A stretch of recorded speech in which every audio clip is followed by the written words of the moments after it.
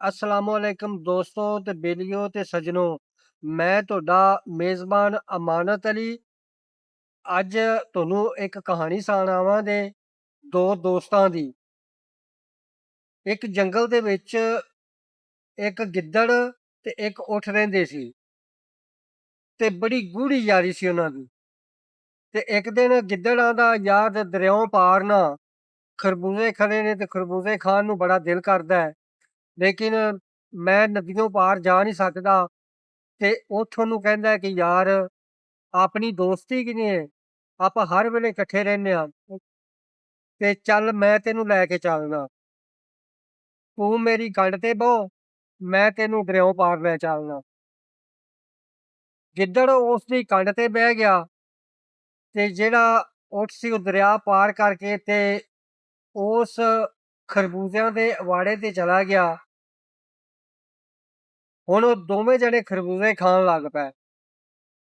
ਗਿੱਦੜ ਛੋਟਾ ਸੀ, ਉਹਦਾ ਪੇਟ ਛੋਟਾ ਸੀ, ਛੇਤੀ ਖਾ ਕੇ ਉਹਦਾ ਢਿੱਡ ਭਰ ਗਿਆ। ਜਦੋਂ ਉਹਦਾ ਢਿੱਡ ਭਰ ਗਿਆ ਨਾ ਤੇ ਉਹਨੇ ਸ਼ੋਰ ਪਾਉਣਾ ਸ਼ੁਰੂ ਕਰ ਦਿੱਤਾ। ਊਠ ਨੇ ਉਹਨੂੰ ਮਨਾ ਕੀਤਾ ਕਿ ਯਾਰ ਤੂੰ ਰੌਲਾ ਨਾ ਪਾ, ਮਾਲਕ ਆ ਜਾਏਗਾ। ਲੇਕਿਨ ਜਿਹੜਾ ਗਿੱਦੜ ਸੀ ਉਹ ਆਂਦਾ ਕਿ ਮੈਂ ਤੇ ਜਦੋਂ ਰੱਜ ਲੈਣਾ, ਜਿੰਨਾ ਚਿਕਰ ਧਾੜਾ ਨਾ ਮਾਰਾਂ ਉਹਨਾਂ ਚਿਕਰ ਮੇਰਾ ਹਜ਼ਮ ਨਹੀਂ ਹੁੰਦਾ। ਗਿੱਦੜ ਨੇ ਰੌਲਾ ਪਾਇਆ, ਮਾਲਕ ਆ ਗਿਆ। ਜਦੋਂ ਮਾਲਕ ਆ ਗਿਆ ਤੇ ਉਹਨੇ ਵੇਖਿਆ ਕਿ ਮੇਰਾ ਊਠ ਨੇ ਇਹਨੇ ਖਰਬੂਜ਼ਿਆਂ ਦਾ ਨੁਕਸਾਨ ਕਰ ਦਿੱਤਾ ਹੈ ਤੇ ਉਹਨੇ ਊਠ ਨੂੰ ਲਾਠੀਆਂ ਨਾਲ ਬੜਾ ਕੁੱਟਿਆ, ਡਾਂਗਾਂ ਨਾਲ ਬੜਾ ਕੁੱਟਿਆ ਤੇ ਊਠ ਵਿਚਾਰਾ ਲੋਹੋ ਲੁਹਾਨ ਹੋ ਗਿਆ। ਵਾਪਸ ਆਉਣ ਲੱਗੇ ਤੇ ਦਰਿਆ ਦੇ ਵਿੱਚ ਉਹ ਗਿੱਦੜ ਜਿਹੜਾ ਹੈ ਉਹ ਊਠ ਦੀ ਕੰਢ ਤੇ ਫਿਰ ਬਹਿ ਗਿਆ। ਜਦੋਂ ਦਰਿਆ ਦੇ ਵਿਚਕਾਰ ਆਇਆ ਤੇ ਉਸ ਊਠ ਨੇ ਇਹ ਗੱਲ ਕੀਤੀ ਕਿ ਭਾਈ ਮੈਂ ਤੇ ਨਹਾਉਣਾ ਹੈ ਤੇ ਤਾਰੀਆਂ ਲਾਉਣੀਆਂ ਨੇ। ਤੇ ਉਹ ਗਿੱਦੜ ਆਂਦਾ ਯਾਰ ਮੈਂ ਡੁੱਬ ਜਾਵਾਂਗਾ। ਉਹ ਆਂਦਾ ਵੀ ਤੂੰ ਵੀ ਤੇ ਰੱਜ ਕੇ ਰੌਲਾ ਪਾਇਆ ਹੀ ਸੀ ਨਾ।